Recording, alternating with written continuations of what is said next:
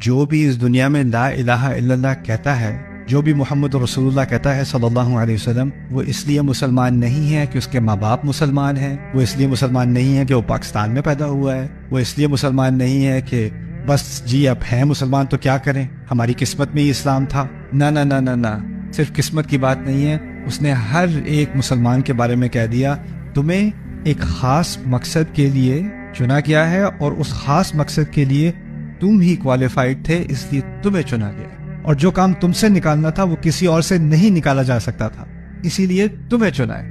یہ آیت سننے کے بعد کسی مسلمان کے دماغ میں یہ گمان نہیں رہ سکتا ہے، اس کے دل میں، اس کے دماغ میں، کہ میں بیکار ہوں، میرا کیا فائدہ، اس کو دیکھو وہ کیا کر رہا ہے، اس کو دیکھو وہ کیا کر رہا ہے، اس کو دیکھو اس نے کتنا کچھ کر لیا، میں نے تو کچھ بھی نہیں کیا۔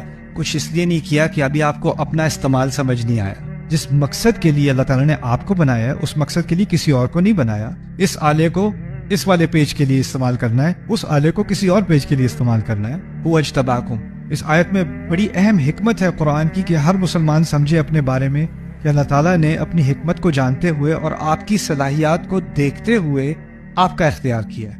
کسی کے پاس گاڑی ہے لیکن اس کو ٹھیک سے چلانی نہیں آتی، بہت خوبصورت گاڑی ہے، پہلے دن ہی درخت میں مار دی، پتہ نہیں اس کو چلاتے کیسے ہیں۔ کسی کو برانڈ نیو لیپ ٹاپ لے کے دیا، اس کو پتہ نہیں ہے کہ واٹر پروف نہیں ہوتا، اس کے اوپر اس نے دھونے کے لیے لیپ ٹاپ کو اس کے اوپر پانی کا گلاس ڈال دیا۔ اچھی بلی نعمت تھی، بیکار میں گئی۔ کیا نہیں تھا اس بندے کے پاس؟ پراپر ہدایت نہیں تھی۔ جب تک آپ کے پاس ہدایت نہ ہو تو آپ نعمت کا بھی صحیح استعمال نہیں کر سکتے۔ گاڑی چلانی نہ آتی ہو، بہترین گاڑی ہو، وہ نعمت نہیں ہے کیونکہ آپ کو چلانی نہیں آتی۔ لیپ ٹاپ کا صحیح استعمال کرنا نہیں آتا تو وہ آپ کے لیے ہدایت نہیں ہے، تو بیکار ہے۔ تو اسی طرح اگر آپ سمجھیں دنیا کی تمام نعمتیں اللہ کی ہدایت کے بغیر کیا ہیں؟ بیکار ہیں۔ یہ اہدنا، اصل جو رحمت ہے نا اللہ تعالیٰ کی، وہ ہدایت ہے، کیونکہ اسی کی وجہ سے ساری نعمتیں اصل میں نعمت بنتی ہیں۔ کوئی کہے مجھے آج سر درد زیادہ ہو رہا ہے، میں پوری بوتل ہی لے لوں آج، وہ جو نعمت تھی نا وہ عذاب بن جائے گا، وہی نعمت اب موت بن جائے گی، اوور ڈوز ہو جائے گا، ہے کہ نہیں؟ یعنی نعمت کا عذاب بننے میں صرف ایک ہی عنصر ہے جس سے فرق پڑ جاتا ہے، وہ کیا ہے؟ ہدایت۔